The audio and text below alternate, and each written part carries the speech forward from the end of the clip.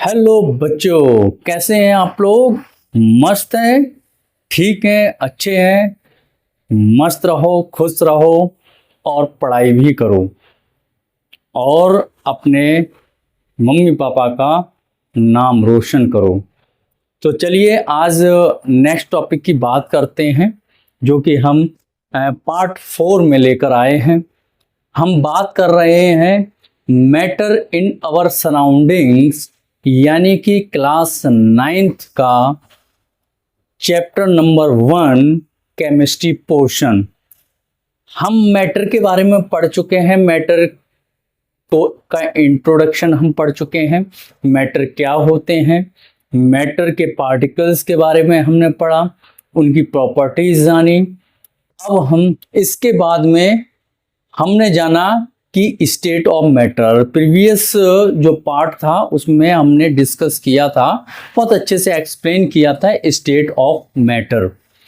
तो बच्चों आज हम बात कर रहे हैं कि स्टेट ऑफ मैटर, यानी कि मैटर की जो स्टेट हैं, सॉलिड, लिक्विड, गैस, इन कैसे चेंज हो जाती हैं। जैसे कि आइस है आपके पास, आइस सॉलिड है लेकिन वो लिक्विड में कन्वर्ट हो जाता है बहुत ज़्यादा टेम्परेचर देने पर, या अपने आप ही टेम्परेचर से वो मेल्ट होने लगता है।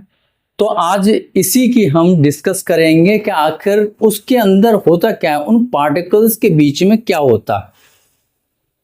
सबसे पहले हम प्रॉपर्टीज को ध्यान में रखकर एक्सप्लेन करेंगे। सबसे पहले change of state of matter, यानी कि effect of change of temperature. जब भी कभी मैटर चेंज होता है, matter one state to other state में चेंज होता है, तो टेम्परेचर के चेंज का भी इफेक्ट बहुत पड़ता है। जैसे कि फॉर एग्जांपल हम सॉलिड की बात करते हैं। ये सॉलिड है, इसके पार्टिकल्स हैं, पार्टिकल्स के बीच में गैप बहुत कम है, स्पेस बहुत कम है, पार्टिकल्स बहुत पास पास हैं।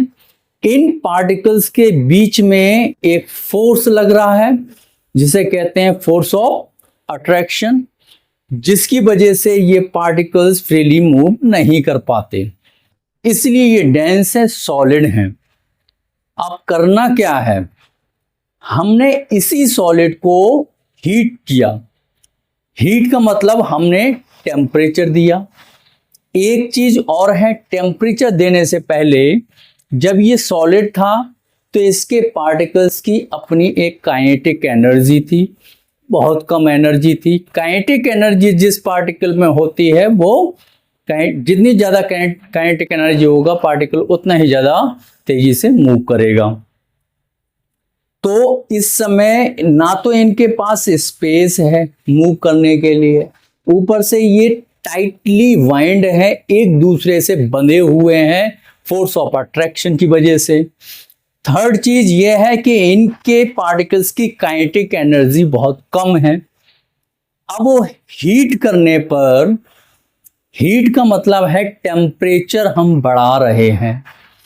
अब जब हम टेम्परेचर बढ़ाएंगे तो इन पार्टिकल्स में खलबली मच जाएगी। सबसे पहले इन पार्टिकल्स की जो फोर्स ऑफ अट्रैक्शन जिससे बंधे थे वो ब्रेक होना शुरू हो जाएगा या लूज होना शुरू हो जाएगा, और इसकी जो काइनेटिक एनर्जी है पार्टिकल्स की, ये इंक्रीज हो जाएगी due to increase temperature. Temperature के बढ़ने से इनके पार्टिकल्स की काइनेटिक एनर्जी बढ़ जाएगी। काइनेटिक एनर्जी बढ़ गई तो increase kinetic energy of particles, तो ये फ्रीली मूव कर पाएंगे, तेजी से फास्टर मूव करेंगे। इंक्रीज से बिटवीन पार्टिकल्स, पार्टिकल्स के बीच में जो स्पेस है वो बढ़ जाएगा। Decrease force of attraction between particle, पहले फोर्स ऑफ अट्रैक्शन ज्यादा था, अब दूर दूर चले गए, फोर्स ऑफ अट्रैक्शन कमजोर हो गया, जिससे पार्टिकल्स दूर दूर चले गए जिससे कि फ्रीली मूव कर पाए। पार्टिकल्स बिकम फ्री हो गए, अब बंधे हुए तो नहीं है एक दूसरे से, अब फ्री हैं। इसी कंडीशन को, ये सारी कंडीशन किस स्टेट में आती हैं बच्चों? ये लिक्विड की होती हैं।